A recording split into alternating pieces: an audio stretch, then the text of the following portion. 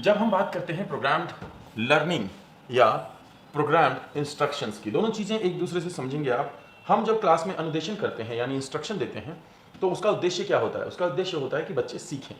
तो इसको programmed learning या प्रोग्राम्ड इंस्ट्रक्शन के रूप में देखा जाता है। Right is a research based system.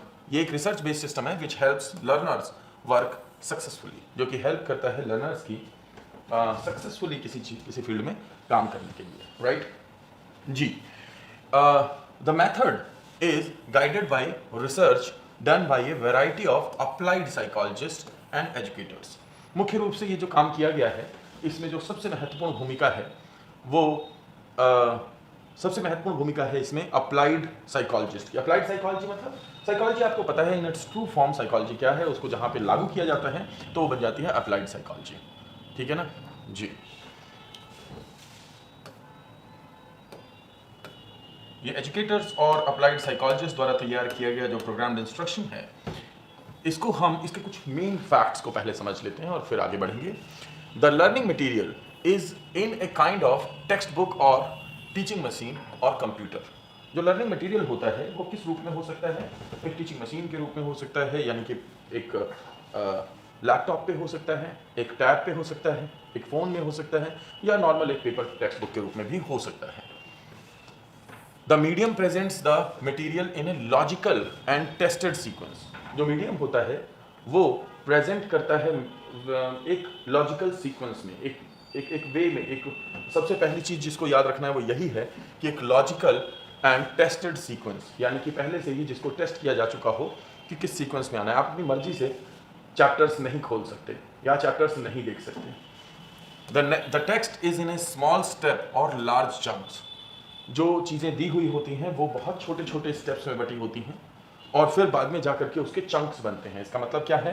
एक बड़े गोल को छोटे छोटे हिस्सों में बांटा गया होता है और फिर वो आपके सामने प्रेजेंट किए जाते हैं। After each step learners are given a question to test their comprehension. हर एक छोटे सेक्शन को कंप्लीट करने के बाद, हाँ, after each step learners are given a question to test their comprehension. एक छोटा सा हिस्सा पढ़ाया गया, उस जैसे ही उस छोटे से हिस्से को पढ़ाया गया उसके तुरंत बाद उससे संबंधित क्वेश्चन दिए गए, फिर एक छोटा हिस्सा, फिर आंसर क्वेश्चन, फिर छोटा हिस्सा, फिर क्वेश्चन। इस तरीके से क्या होता है, छोटे छोटे कम चंक्स में आपका रिकैप्चुलेशन होता रहता है। रिकैप्चुलेशन का मतलब कि आपने क्या पढ़ा, क्या समझा, उन सारी चीज़ों की प्राप्ति होती रहती है। राइट जी। Immediately the correct answer is shown. और जो करेक्ट आंसर होता है वो बिल्कुल उसके तुरंत बाद उसी वक्त मिल जाता है। आप बहुत सारे प्लेटफॉर्म्स देखेंगे आजकल, नए नए एडवर्टीजमेंट्स आ रहे हैं, बच्चों को पढ़ाने के लिए नए नए लेसन्स तैयार हो रहे हैं ऑनलाइन, आप उनको परचेज कर सकते हैं। बहुत सारे ऐसे लोग हैं जो अपना अपना सामान लेकर के उन्होंने बच्चों की मदद करने के लिए प्रोग्राम इंस्ट्रक्शंस को डेवलप किया है और वो उसको एक निश्चित कीमत पर बेचने के लिए तैयार भी हैं। वो उसी तरीके के होते हैं, ठीक है ना। तो जो ऑनलाइन कोर्सेज आपको ऐप पे जो अवेलेबल होते हैं, अलग अलग जगहों पे वीडियोस बने हुए होते हैं, बच्चों की क्लासरूम को वर्चुअली दिखाया जाता है, हम जो आपको टेस्ट बना करके देते हैं, लेकिन हम प्रोग्राम्ड इंस्ट्रक्शन में नहीं चल रहे क्योंकि यहाँ पे बंदा खड़ा हुआ है, प्लस हम पढ़ा रहे हैं आपको, प्लस आप जिस मर्जी उस समय कोई भी वीडियो देख सकते हैं। जब टेस्ट आपको दिया जा रहा है तो जब भी आप जो हिस्सा चाहें वो सॉल्व कर सकते हैं।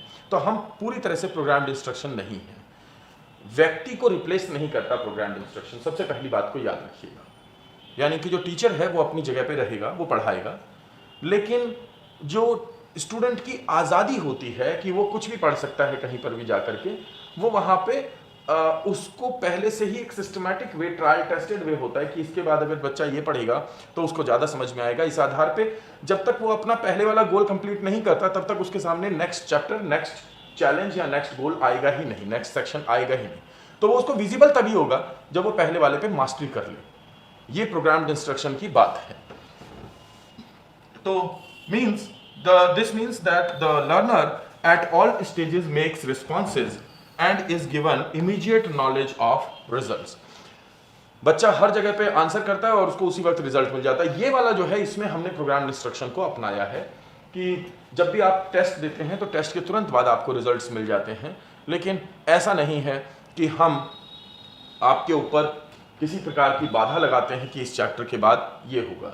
ये गलत भी है, हमें ऐसा करना चाहिए, हमें ये बाधा लगानी चाहिए, क्योंकि हमें पता है कि किस चैप्टर के बाद कौन सा सेक्शन आप पढ़ेंगे तो उसका रिजल्ट बेहतर होगा इस पर्टिकुलर एग्जाम को लेकर के।